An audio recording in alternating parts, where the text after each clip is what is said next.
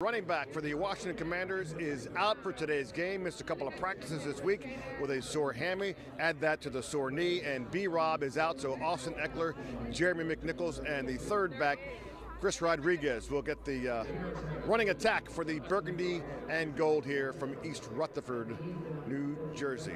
Welcome all, folks, into Commanders kickoff from MetLife Stadium. It's a very crowded sideline right now here on the I'm on the Giants sideline, by the way. I want to say who set this up for me.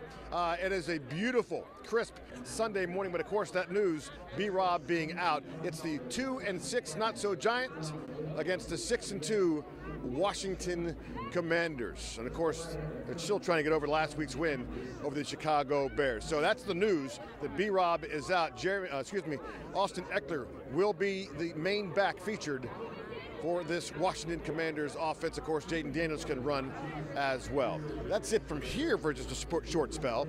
Second back game with our DC studios and my broadcast partners, Wisdom Martin and Sean Springs. And so a developing situation here for the Burgundy and Gold fellas, although they have done this before. Right, yeah, you know, and it's not good news when you don't have Brian Robinson because he's the hammer, and I think he's key to the offense that gets this going. So here's the thing, Sean.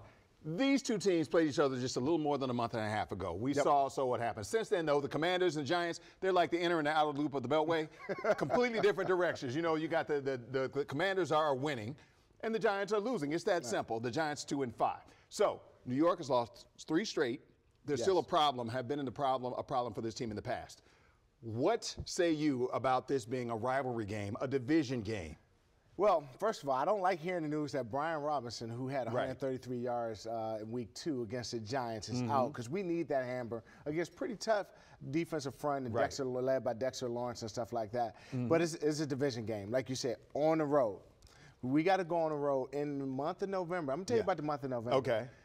The contenders versus the pretenders. Yeah. This is the month you decide whether you're going to be the team that's going to make a run for the playoffs, or you're going to kind of sputter a little bit and the opportunity to miss. And we got to start by winning the month of November, starting in New York, where we go up there and we got to get all over Daniel Jones. Right. And you mentioned Daniel Jones. He has had a tremendous amount of success. Man. For some reason, this is the only team he's still got a winning record against. 5-2-1 in his career versus Washington. We got to stop that. That's got to end today. And when you think about it, if Daniel Jones could just only play us, he'd be like the winningest coach. He'd be the winningest quarterback in like NFL history. Yeah. It has to stop today, and it has to go. We have to take the team up. We got to take that momentum that we had coming off last week's game, the Hail Mary, everybody's still excited. That momentum needs to travel. We need to go to New York. We need to jump on those guys early, and guess what? It starts with getting after Daniel Jones. It starts with that, and starts and ends with that. So let's get back out to Chick right now. He's at Northwest Stadium. He's talking about how we're going to get ready for this game now that we know that Brian Robinson's not going to be there, and all the other things that we got to do to get ready for the New York Football Giants. Yeah, well, listen, you guys, you mentioned Daniel Jones. I mean, he's 0 for 6 at home. 0 for his last 6 at home. He's been horrible here. So that's the good news for the Washington Commanders. But you guys talked about it, and Sean, you mentioned it, it's momentum, right? After that Hail Mary win over the Chicago Bears, how do you keep the momentum? Well, on my weekly conversation with DQ, he said he preached reaching out to your teammate. You and I, we can take our skills to a certain level, but to get to the next one, you got to tap into the person next to you. And if you do that, and you can collectively do that as a group and take your skills higher, that's when the fun stuff's there. And so that's what I love about the team, is that they're collectively wanting to fight for one another. And that's when the really cool stuff can happen.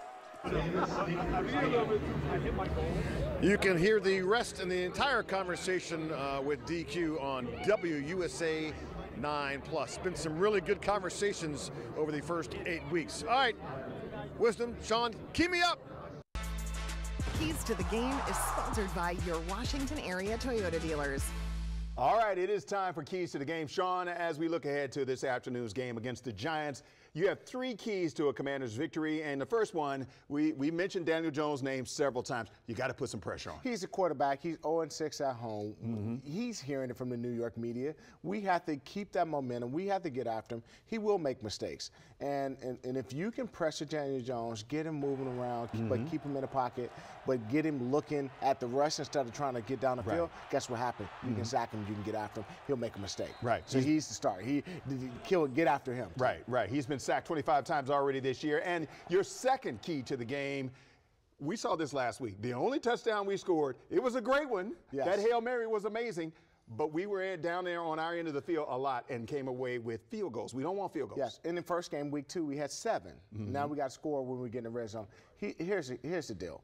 When you're playing a conference team, the Giants, they're still in our conference. You have to score points to beat them. Yeah. And we have to be able to score touchdowns. We have to be better in the red zone. Look for Zach Ertz. Look for Jaden to use his legs. We have to score touchdowns. We can't come up with field goals and expect to beat the Giants. Right. And you also want a fast start. Yeah. Because you're on the road. When a team has the feeling of we got to either make a move now, they can easily be discouraged. They're down. Right. They're 0-6 at home. Right. We have to be able to go up there, show them we are who we said we are. The Redskins got to get after those guys, and we have to jump all over them, because if you let them hang around, guess what happens with them? They think they can play with you. Right. They think they can beat you. No, we can't let them hang around. We got to go and jump all over them all day. And you can't let Malik Neighbors start catching the ball and showing out like he did last time, making those moves. People falling all over the place. You can't do that. You still got it, man. You still got it. Yeah, I got it all right. I don't know where it is, but I probably got it somewhere. All right, we want to send things back out to the stadium and talk to Chick. All right, Chick.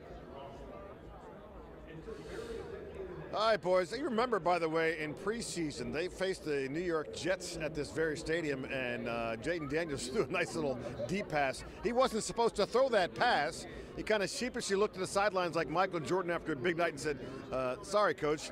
The confidence with this young man has been evident since he stepped on the field. And certainly he's one of the best quarterbacks in the National Football League, even as a rookie. His progression continues. I'm still trying to learn how teams might try to play me. Every team is different. Every team has a different scheme, different talent, different players. So just still trying to go through that whole year of, okay, this coordinator might try to play me this way, and go from there. There's still obviously a learning curve, the speed of the game, but the work that he puts in has been really easy for us to continue to get better, for him to get better, and you can see the maturation process throughout our entire offense. All right, coming up, they call him B. Mitch, a veteran of the Burgundy and Gold and the New York Giants. We'll talk Burgundy Gold football when we come back here on Commanders Kickoff.